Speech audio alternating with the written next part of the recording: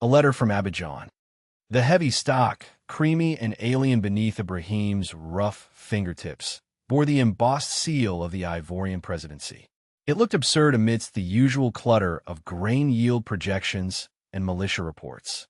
He used Amina's gift, the silver letter opener, a beautiful trinket with a practical edge, to slice it open. The message was terse, formal, almost oozing goodwill. An invitation from President Ouattara to discuss regional security and economic collaboration in Abidjan, set for 2 weeks hence.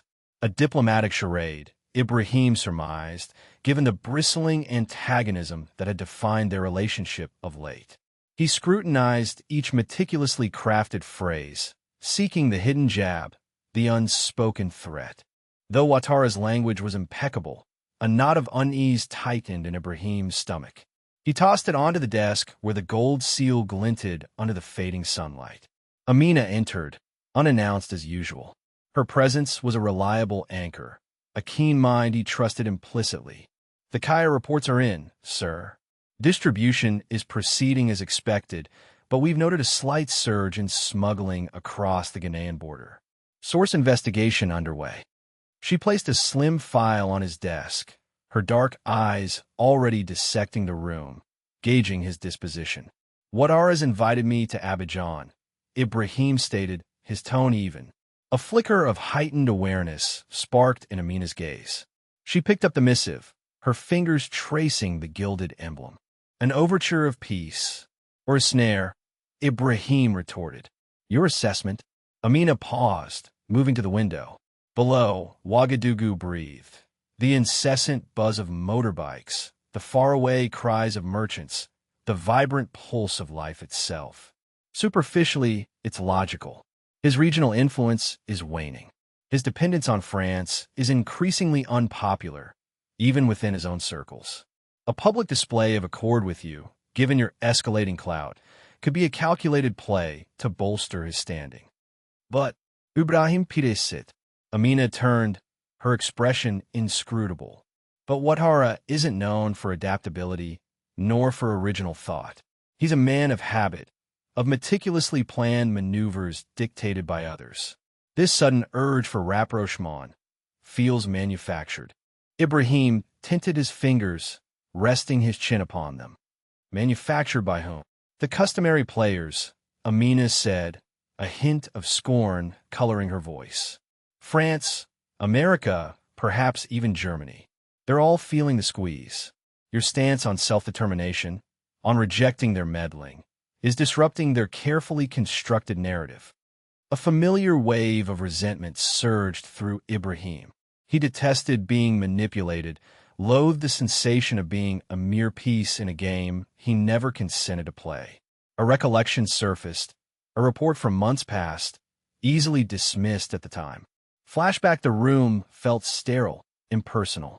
Alassane Ouattara sat stiffly at the head of the conference table, resentment etched across his face. Ranged against him sat Western diplomats, impeccably tailored and masked with polite, bland concern. "President Ouattara, we appreciate the difficulties you face," the French ambassador said, his voice silken and condescending. "The situation in Burkina Faso is destabilizing. Traoré's pronouncements are inflammatory, his actions unpredictable. He's disrupting the equilibrium in the region."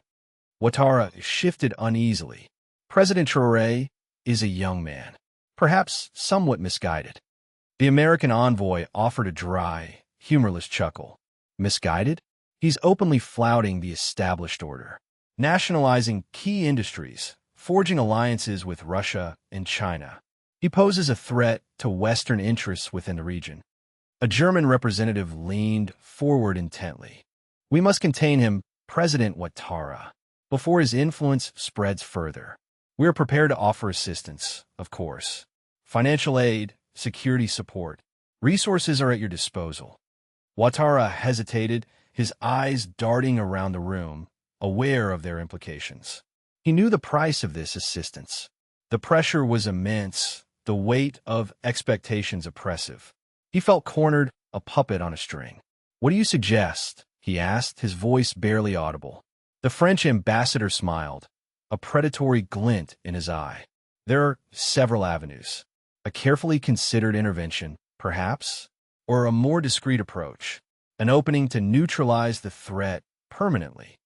Ouattara swallowed hard, his face paling. He understood their request. He knew the consequences of refusal. He surveyed the faces surrounding the table, each implacable, unwavering. He was alone, utterly, terrifyingly alone. Ibrahim shook his head, banishing the memory.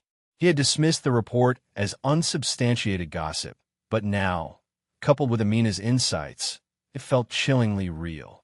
"What are our available courses of action?" he asked Amina, his voice steely. "We could decline outright, but that would be interpreted as an act of hostility, further isolating us. It would play directly into their strategy." Amina returned to the desk and lifted the invitation. "We could accept, but subject to stringent terms. Our security personnel, independent venue verification, a comprehensive agenda. Make any covert planning too complex to execute, forcing their retreat. And should they concede to our terms?" Amina met his gaze, unwavering. "Then we proceed to Abidjan, prepared for any eventuality." Ibrahim had coincided. He trusted Amina's judgment, but the prospect of entering a potential trap, of exposing himself to danger, evoked a cold dread. He didn't fear death, but he did fear failing his people, of failing to protect them. He rose and walked to the window, clasping his hands behind his back. Twilight painted the city in long shadows. The air hung heavy with dust and the scent of wood smoke. "Draft a list of conditions," he instructed, his voice low. "Make them so burdensome that Ouattara will have no recourse but to refuse. And alert our contacts in Abidjan. I want absolute awareness of all developments on the ground." Amina nodded, her expression resolute. "Consider it done, Mr. President." She turned and exited the room, her footsteps muffled on the polished floor. Ibrahim remained at the window, gazing out at the encroaching darkness. He understood this invitation represented more than mere diplomatic courtesy. It was a trial, a challenge, a potential battleground. And he knew that the destiny of Burkina Faso, perhaps even the entire region, hinged on his response. The weight of responsibility pressed down upon him. He was ready. Whispers in the wind. The staccato rhythm of the telex, a mechanical heartbeat in the silence, underscored Amina's disquiet. Coded reports, seeping in from her informants like a venomous tide, sketched a worrying scenario. Each crackle of static, every line of alphanumeric jargon translated, ratcheted up the tension coiling in her gut. A dispatch, originating from a source within the Ivorian Guard, cited security protocols elevated far beyond those usual for a routine diplomatic visit. Then came word from a dockworker in Abidjan concerning the clandestine arrival of container crates, their contents a mystery, fiercely guarded by men who spoke neither French nor any local tongue. The most unnerving communiqué, intercepted from a secure channel favored by French intelligence, alluded to Operation Dimenagement, Operation Relocation. While the target remained veiled, the implication hung heavy in the air. Amina recoiled from her desk, the aged leather groaning beneath her. The atmosphere in the intelligence center, typically buzzing with the aroma of strong brew and hushed intensity, felt suffocating, weighted down by unspoken apprehension. She drifted to the window, overlooking Ouagadougou's vibrant marketplace, a kaleidoscope of activity utterly unaware of the shadows gathering over Abidjan. "Assemble the team," she directed her aide, her tone even, devoid of inflection. "Situation room." Immediately, the Situation Room presented a sharp contrast to the teeming city outside.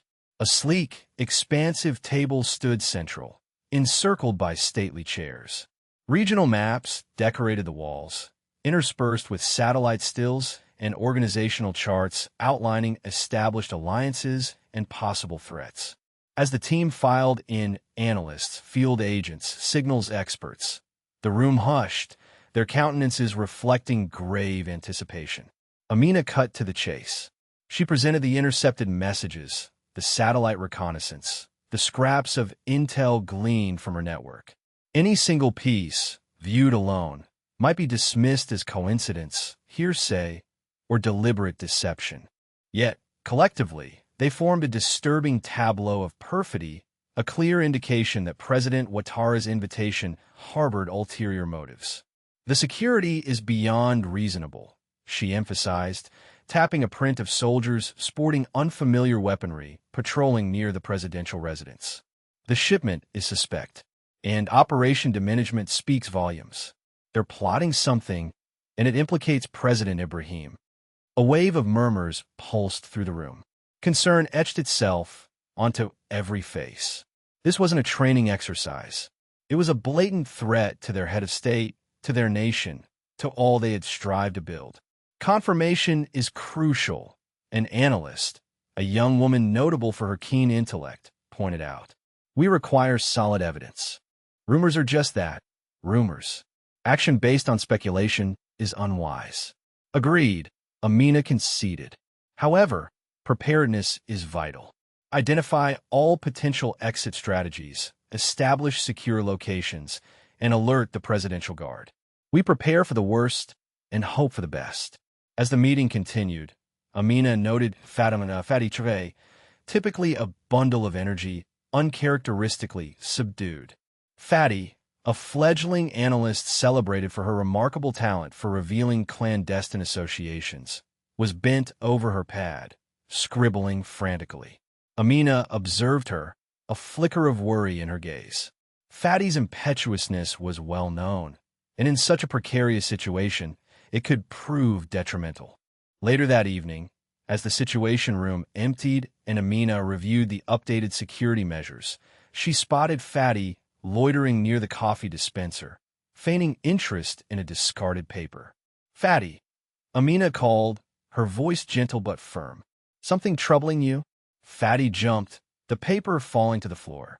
She hesitated, then approached Amina, her expression troubled.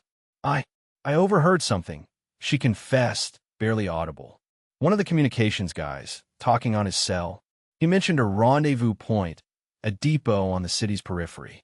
He said they were anticipating sensitive materials to arrive there." Amina's pulse quickened. A depot. Sensitive materials. It aligned with everything. "Who was on the other end?" she pressed, her voice taut. "I'm unsure," Fatty responded, frustration evident in her eyes. "I only caught fragments, but I heard him use the name DuPont, and he mentioned something about guaranteeing cooperation." DuPont. The name raised goosebumps on Amina's arms. DuPont was a confirmed operative within the DGSE, the French intelligence service. His involvement in Abidjan confirmed their gravest fears. The snare was being laid, and the participants were already in position. The subtle warnings had escalated to a blaring alarm. "The trap is set." Abidjan shimmered on the digital display, a malevolent ruby web ensnaring the Hotel Ivory.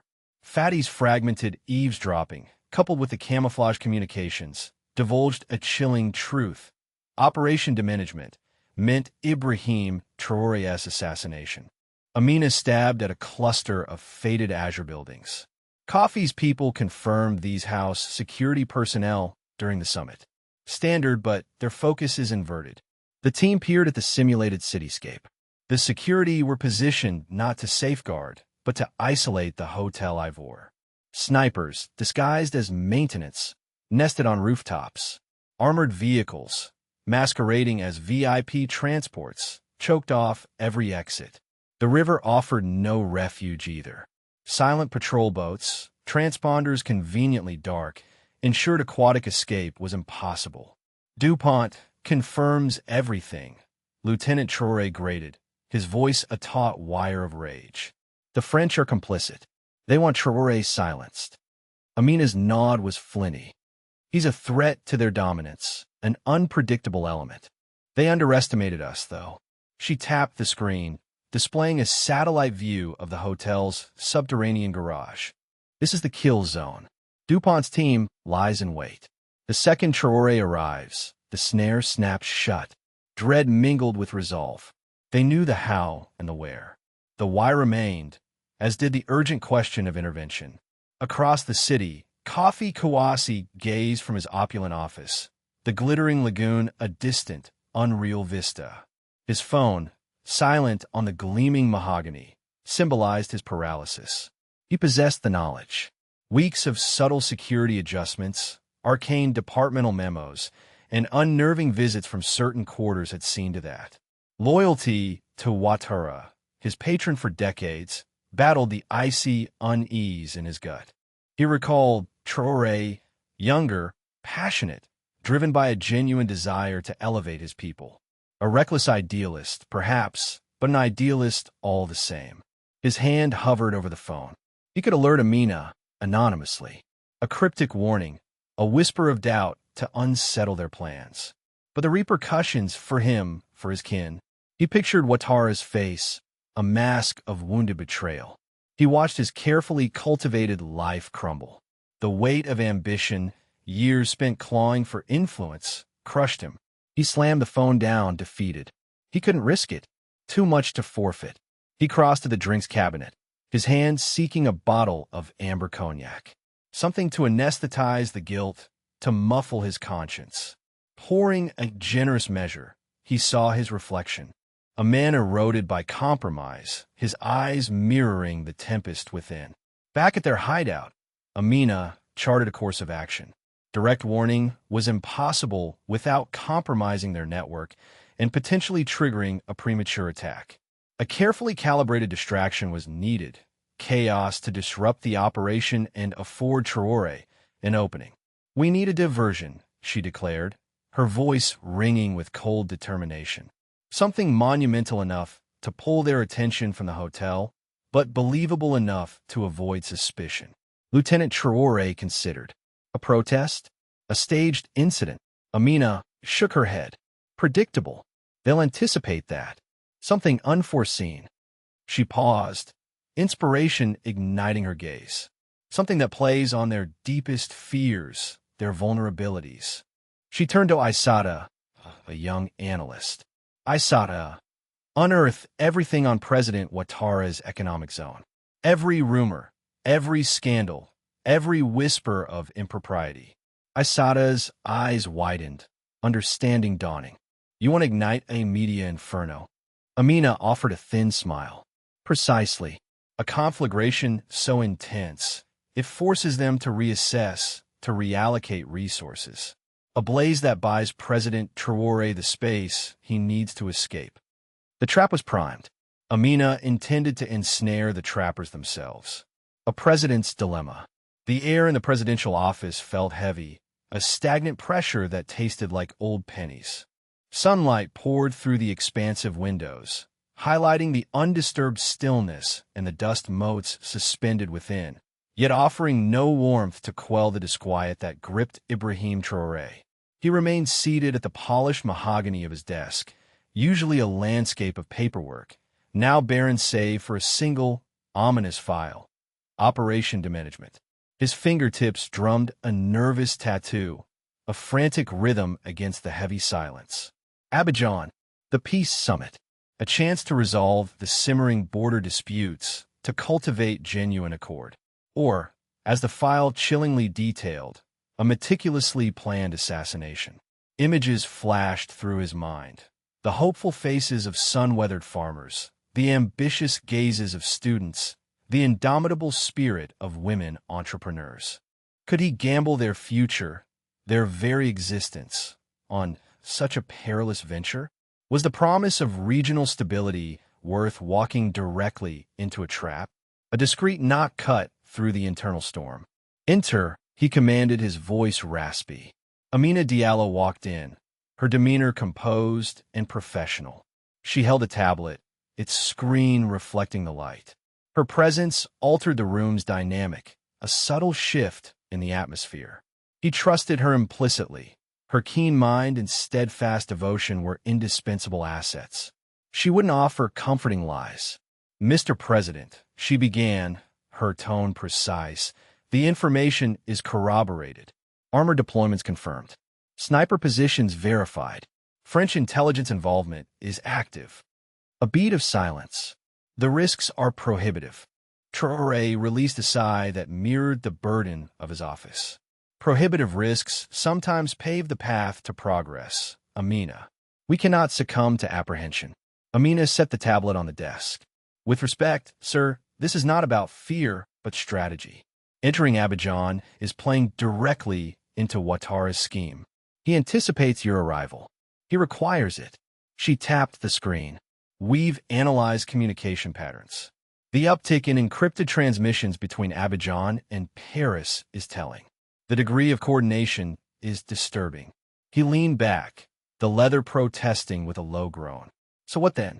Should I become a recluse, a prisoner within these walls? He raked a hand through his short hair. That is not leadership, Amina. That is capitulation. Prudence is not capitulation, Mr. President. We can leverage this knowledge. Expose the conspiracy.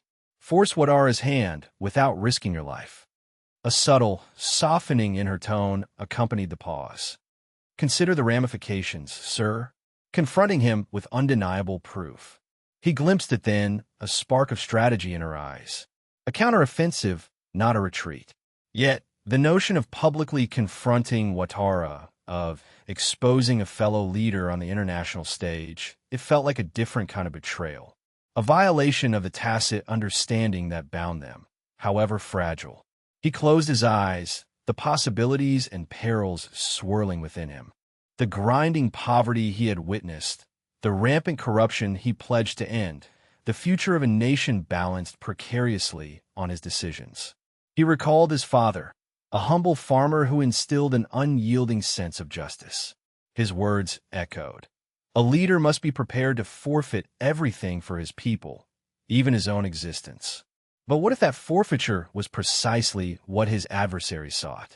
What if his demise would send the nation spiraling into chaos, negating all their advances? He opened his eyes, locking his gaze with Amina's. Show me the evidence again, he stated, his voice resolute. All of it. He needed to scrutinize it, to internalize it, to measure the consequences with absolute clarity. The destiny of Burkina Faso, perhaps even West Africa, hung suspended. He was enmeshed in a web of loyalty, treachery, and the soul-crushing weight of leadership. His next move was crucial, and it demanded perfection. The phone call. A palpable tension vibrated within the presidential office. Sunlight, fractured by the Venetian blinds, painted zebra stripes across Amina's brow as she gave a final, meticulous tweak to the almost imperceptible microphone perched on the mahogany desk.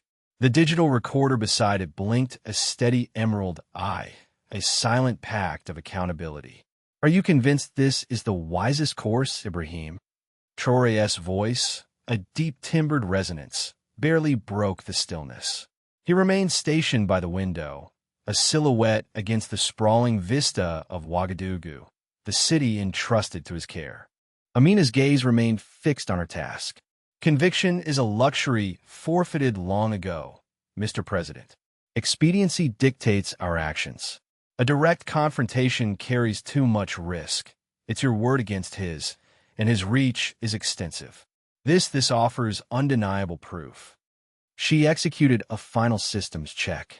He'll disavow any involvement, naturally, but this recording will be his undoing. Traoré pivoted, his features an indecipherable mask. He will vehemently deny it. What follows?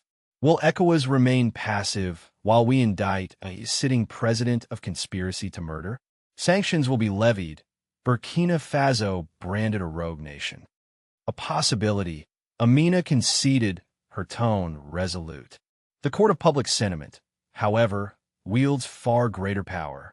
We disseminate the recording to vetted journalists, to voices advocating for African unity. We allow the citizenry to render their judgment. The uproar will be unavoidable. ECOWAS will be compelled to intervene. He approached the desk, his gaze lingering on the recorder. And if it backfires? If the global community dismisses it as propaganda? Amina's dark eyes locked with his, blazing with unwavering resolve. Then we meet force with force. We safeguard our sovereignty, our national pride. We will not be subjugated without resistance. Consider this our opening salvo. Traoré offered a slow nod, a somber acceptance settling over him. He straightened his military uniform, a simple olive drab that belied the enormous weight on his shoulders. The black plastic of the telephone felt unusually weighty in his hand as he lifted the receiver. "Ready," Amina whispered. He inhaled deeply. "Ready." His fingers danced with practiced efficiency, punching in the international access code, then Ouattara's direct line. Each number might as well have been a coffin nail, hammering shut their already precarious alliance. The phone chimed, its sharp peals amplifying the electric atmosphere. Traoré's grip tightened, his knuckles bone-white. Then a click. A familiar voice, smooth as aged cognac, filled the room. "Ibrahim, my brother. Splendid to hear from you. I was just contemplating our forthcoming summit. Abidjan awaits your arrival with much anticipation." Traoré's response was calm, restrained, betraying none of the tempest raging within. "Alassane, I appreciate you taking the time. I wish to address the summit. I have some reservations." The camera tightens on the digital recorder. The small green beacon pulsed rhythmically, a silent observer to the looming conflict. The numbers on the display relentlessly crept upwards, documenting the unfolding historical moment. Ouattara chuckled, a low guttural sound. "Reservations? What could possibly prompt such concern? I believed we were united in the pursuit of peace, of regional harmony." "Harmony is essential," Traoré agreed, his voice carefully bland. "But harmony cannot be established on falsehoods and treachery." A moment of suspended animation. The low hum of the telephone line filled the vacuum. "Ibrahim, I fail to understand. What exactly are you insinuating?" The honeyed quality had vanished from Ouattara's tone, replaced by an undercurrent of steel. Traoré leaned forward, his eyes riveted on the recording device. "I am suggesting, Alassane, that I am aware of your arrangement with the French. I am aware of the plan to confine me in Abidjan." Another silence descended, heavier than before, laden with unspoken recriminations and veiled menaces. Amina held her breath, scrutinizing Traoré's face for any sign of faltering, any shadow of doubt. Finally, Ouattara spoke, his voice a dangerous whisper. "You speak utter foolishness, Ibrahim. Someone has poisoned your thoughts. These accusations are reckless." "Are they?" Traoré retorted, his voice unwavering. "Or is it simply the truth, brought to light? I possess substantiation, Alassane. I have irrefutable proof of your treachery." The emerald light on the recorder continued its steadfast pulse, capturing every inflection, every evasion, every fabrication. The gauntlet had been thrown. The clash had commenced. The destiny of Burkina Faso, and perhaps the entire West African region, teetered on the precipice. Truth revealed. 3:17 a.m. glared from Amina's monitor. The recording, a near hour-long testament to Ouattara's rambling defense, crawled onward. Or perhaps it spoke more to his desperate need to justify the unjustifiable. Amina edged closer, the robust aroma of her coffee barely denting the fog of exhaustion that clung to her. Sleep had been a luxury for days, supplanted by adrenaline and a fierce devotion to Ibrahim and Burkina Faso. Ouattara's voice, amplified, vibrated with a febrile energy. "Ibrahim, you must grasp the vice I'm in. Crushing, really. They're a constant presence, pressing for deliverables. They portray you as a disruptive element, Ibrahim, a threat to their priorities." Ibrahim's reply was even, almost a casual observation. "Priorities? Whose, Alassane? Be explicit." Amina stilled, breath caught. This was the crux of it. She tweaked the audio levels, ensuring every inflection was captured. A sigh, long and burdened, filled the room. "The French, the Americans, they are displeased, Ibrahim. Deeply so. They want you neutralized. They dangled inducements, assurances, stability for me, for Côte d'Ivoire." Amina's grip tightened on the desk's edge, knuckles bone-white. "Assurance." The siren's song offered to generations of African leaders, promises invariably steeped in bitter consequence. "And this peace conference," Ibrahim pressed, his tone flat. This was your contrivance? To hand me over? A protracted silence followed, thick with unspoken conflict. Amina imagined Ouattara twisting in his chair, caught in the tangled threads of his decisions. Finally, the confession burst forth. It wasn't meant to be permanent exile, just quarantine. A cooling-off period, they called it. They swore you'd be released, eventually. But Abidjan was non-negotiable. They demanded control. The word was spat out with venom. A wave of fury pulsed through Amina, scalding and immediate. Control. A refrain echoing throughout decades of exploitation and manipulation. She watched the audio levels spike and dip with each damning syllable. Each admission a stone in Ouattara's self-constructed prison. Cooling off, Ibrahim's voice now carried a sharp edge. In whose dungeon? Al-Hassan? And what guarantee do I have that this quarantine doesn't evolve into something irrevocable? Ouattara stumbled, his previous bravado dissolving. I swear, Ibrahim, I wouldn't permit that. I was trying to shield my nation, to avert complete ruin. By sacrificing mine? Ibrahim retorted, his voice gaining force. By betraying the very principles we espouse as African leaders? Is this the legacy you crave, Al-Hassan? A marionette dancing on strings held by foreign hands. The ensuing silence hung heavy, suffocating. Amina visualized Ouattara squirming, ensnared by his own web of deceit. She practically tasted the desperation clinging to him, the acrid scent of a soul bartered away. Then, a whispered admission, barely audible above the static, that they threatened sanctions, Ibrahim.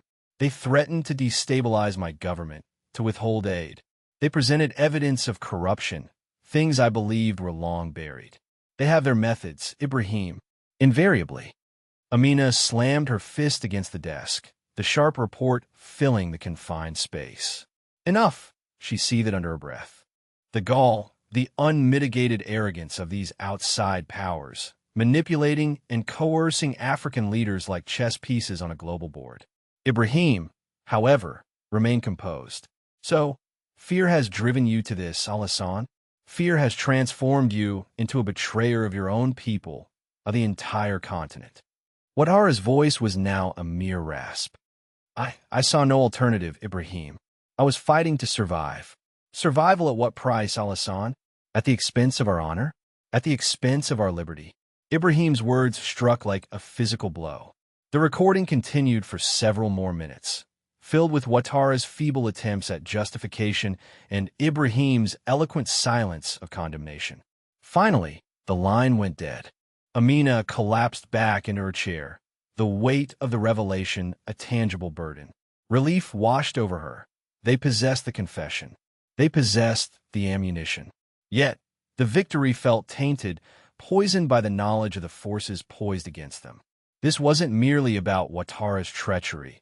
It was about the insidious influence of external powers, the perpetual struggle for genuine sovereignty.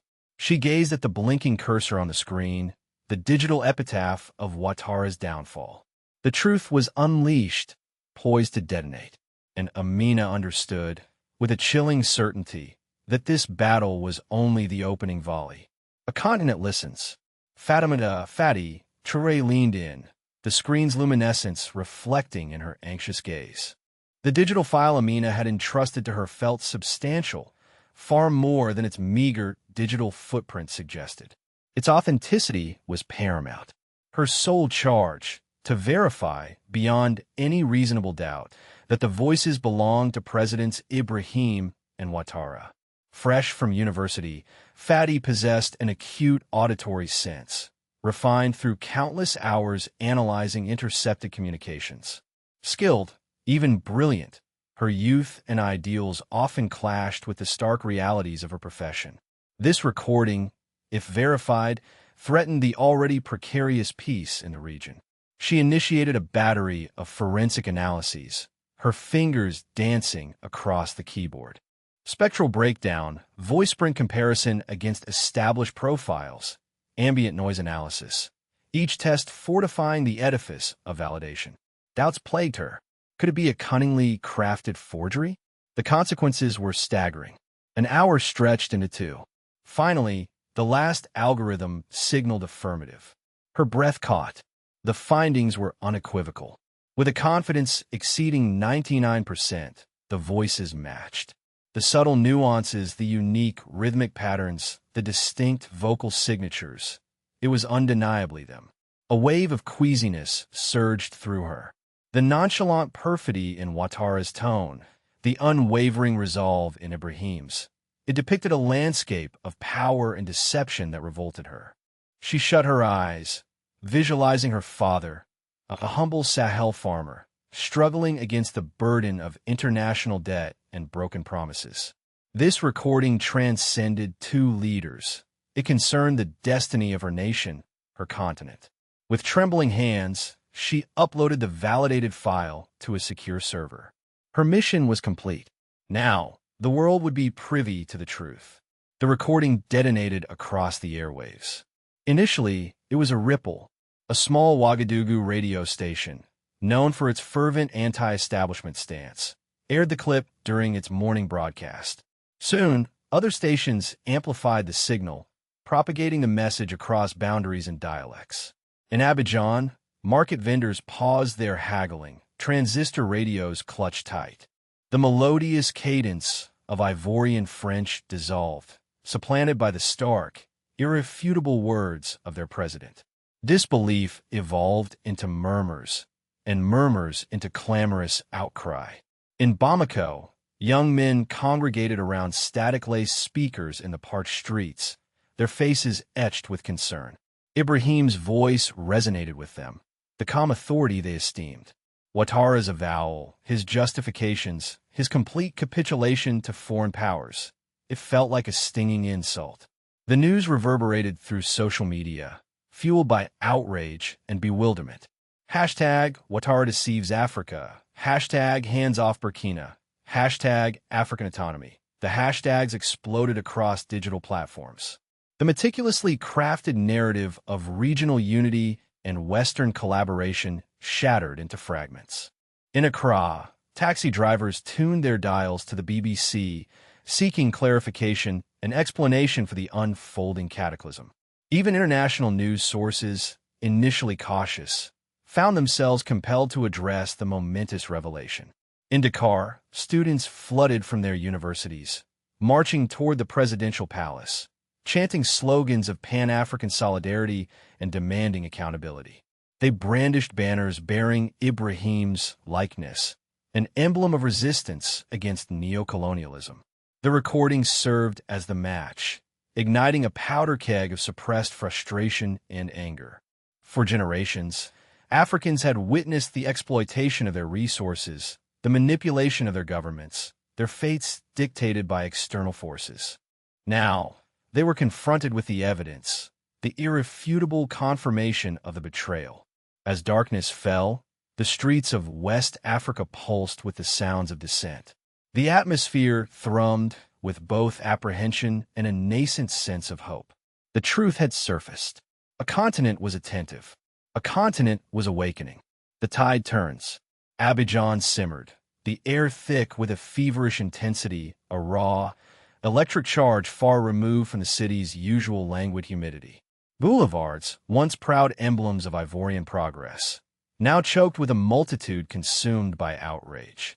Faces, lit by the erratic dance of burning tires, snarled with disillusionment. Fatty's damning recording, amplified by strategically placed speakers, broadcast President Ouattara's detached voice dissecting Ibrahim's future. From behind the dark-tinted glass of his official vehicle, Kofi Kouassi observed the maelstrom. The demonstration pulsed like a raw nerve, a visual echo of the turmoil within him. He was implicated. For weeks, perhaps months, he'd been privy to veiled hints, clandestine exchanges, nocturnal meetings demanding disclosure. But loyalty, a perverse obligation, and the specter of ruined ambition had sealed his lips. He deluded himself with doubt, clinging to denial until the undeniable truth crashed down like a shattered sky. The car inched forward, each unified cry, each brandished fist a honed shard piercing Kofi's conscience. He recognized students from his nephew's university, their youthful passion now a weapon forged by Ouattara's perfidy. He saw market vendors, vibrant fabrics dulled by grime and sweat, chanting slogans of defiance. Fathers lifted children above the throng, exposing them to tear gas and pandemonium, driven by an unyielding yearning for a brighter dawn. He squeezed his eyes shut, the scene searing itself onto his memory. The faces, the cacophony, the stinging reek of combusting rubber. A collective condemnation, a judgment rendered by the very populace he'd vowed to protect. News bulletins flickered on the embedded screen. Anchors, typically paragons of composure, struggled to maintain their poise as they reported on the escalating crisis. They referenced unsubstantiated claims, potential foreign meddling, and pleas for restraint, the unspoken truths resonating like a drumbeat. The meticulously crafted image of Ouattara, the wise and steadying hand, disintegrated before the camera. A segment featuring a political scientist, a woman renowned for her incisive intellect, riveted coffee. She analyzed the recording with forensic precision. The ramifications are seismic, she stated, her voice unwavering. This isn't simply about President Ibrahim. It concerns West African sovereignty, questioning the very nature of our international partnerships. What influence do external forces truly wield, and at what cost? A cold trickle of perspiration traced a path down Coffee's temple. Her words were a mirror, reflecting his own culpability in the burgeoning calamity. Fear and self-preservation had blinded him to the greater imperative. Now, the consequences erupted with volcanic force. Musa, the young driver, cleared his throat, hesitant. "Sir, the road is impassable. We must reroute." Coffee looked up, eyes bloodshot and weary. "Take me home, Musa," he murmured, his voice fractured. "I need to think."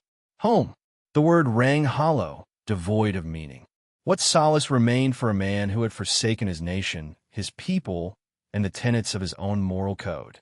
As the car veered away from the heart of the turmoil, Coffee glimpsed a massive banner held aloft by protesters.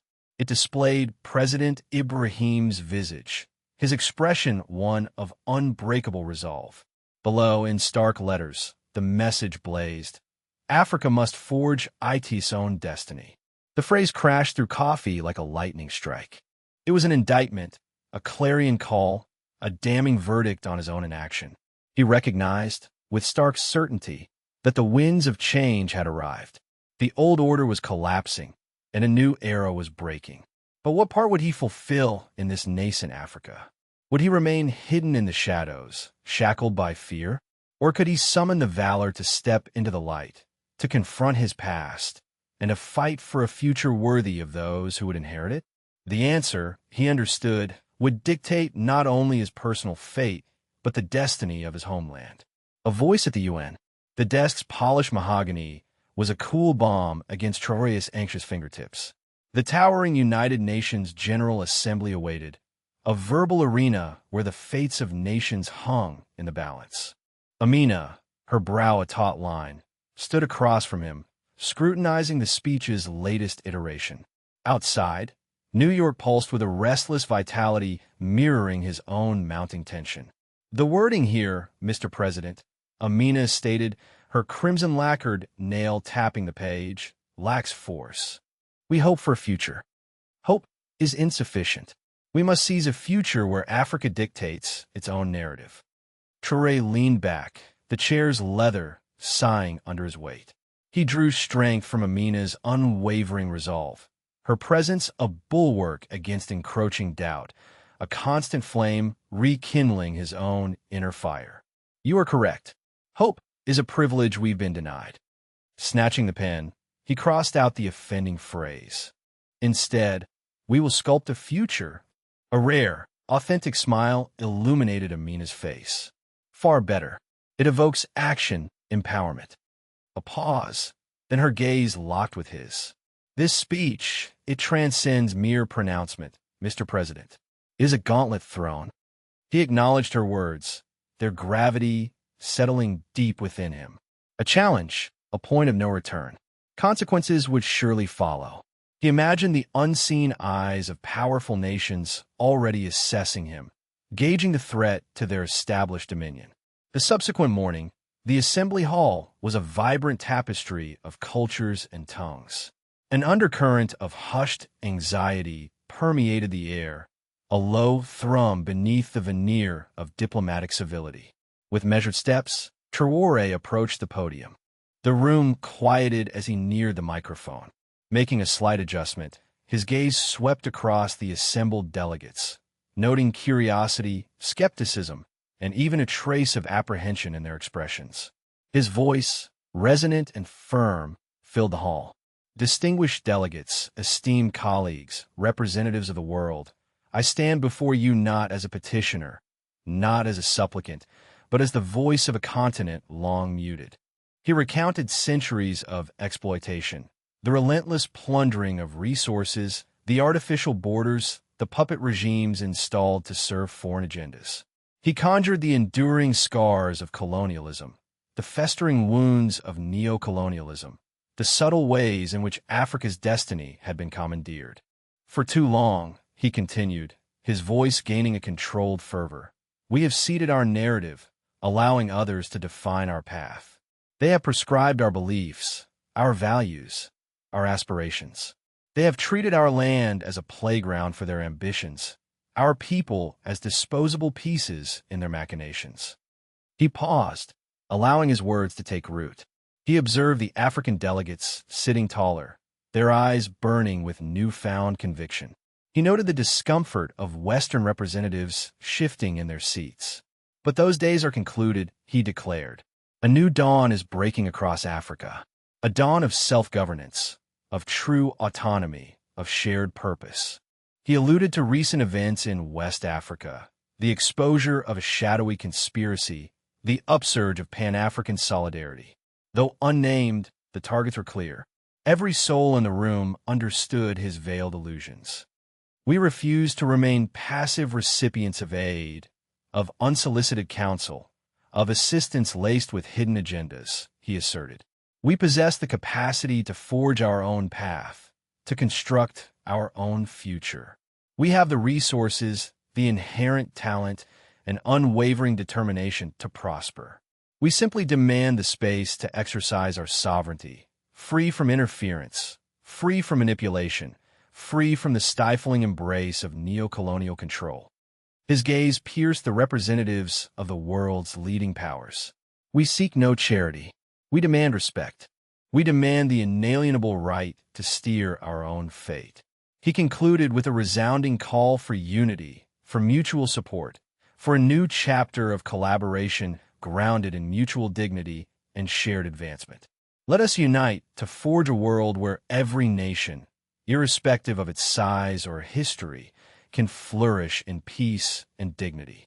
Let us usher in an era of genuine global partnership, where Africa's voice is finally amplified and where the aspirations of our people can finally soar.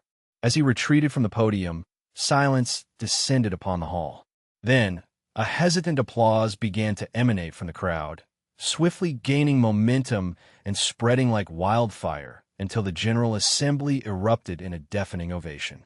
Some delegates rose in unison, their faces radiant with pride. Others remained seated, their expressions inscrutable. From the gallery, Amina watched, her heart overflowing. She understood the path ahead would be arduous, but she also knew a profound transformation had begun. A seed of defiance had been sown, a challenge issued. The world had witnessed Africa's resolve, a voice that could never be silenced again. A new dawn.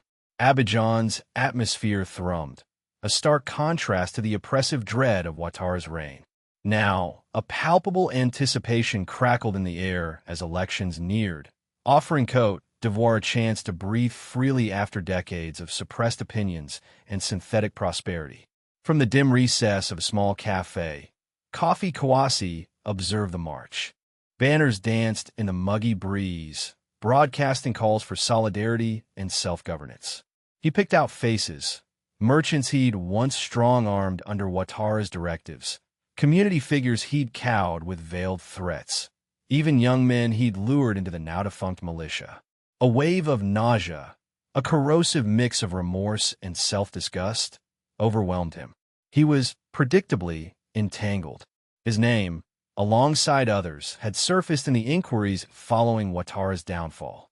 Yet, unlike many, Coffee hadn't run.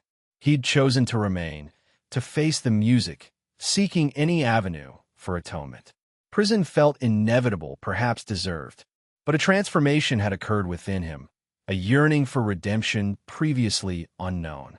When the election results were declared, the city exploded in jubilation. A new president, pledging transparency and accountability, had won decisively. Celebrations raged for days, a joyous eruption of relief and renewed faith. Coffee, still hidden in the shadows, felt a nascent sense of peace. Not absolution, not yet, but a possibility. His chance arrived a week later. A cabal of embittered ex-militia, fueled by liquor and resentment, plotted to sabotage the new president's inauguration. Eavesdropping on their inebriated boasts, Coffee knew he must intervene. He slipped away unnoticed and alerted the authorities, providing the location and details of their scheme. He sought no recognition, not even anonymity. It was simply imperative. Across the continent, Fatoumata Fadi Traoré operated at a frenetic pace, barely pausing for rest. The secure server where she'd uploaded the validated recording had become a vital information hub, a conduit for news and analysis spanning borders. She tracked the repercussions of Traoré's UN address, the surge of Pan-African pride, the escalating demands for accountability from former colonial powers. Her phone vibrated relentlessly with communiques from journalists, activists, and ordinary citizens eager to share their accounts. In Namibia, students rallied against the continued exploitation of their natural resources by foreign mining conglomerates. In Kenya, farmers organized cooperatives to liberate themselves from Western-dominated agricultural markets. In Nigeria, artists harnessed music and film to celebrate African heritage and identity. It's extraordinary, President, Fadi stammered, her voice raspy with exhaustion, finally reaching Traoré. Everywhere I look, people are rising, demanding transformation. They're believing in themselves, in Africa. Traoré chuckled warmly. It was always present, Fadi. The belief, the potential. It simply required a catalyst. That catalyst had ignited a conflagration. Fadi was no longer merely verifying recordings. She was documenting a revolution, a metamorphosis engulfing the continent. She was crafting a documentary, provisionally titled A New Dawn, narrating this awakening, Africa's story of reclaiming its destiny. In Ouagadougou, Traoré stood on his office balcony, surveying the city bathed in the golden hues of the setting sun. The air resonated with the symphony of life, the carefree laughter of children, the melodic calls of vendors, music wafting from open windows. He saw the dazzling array of traditional fabrics, the confident gait of young men and women, the hopeful glimmer in their eyes. He recalled the initial skepticism, the fear, the gnawing doubts that had plagued him. He remembered the crushing weight of responsibility, the ever-present threat of treachery, the solitude of leadership. But he also recalled Amina's unwavering support, Fadi's fierce determination, the sacrifices of countless others who envisioned a brighter future for Africa. A smile played on his lips, not a smile of triumph, but of quiet contentment.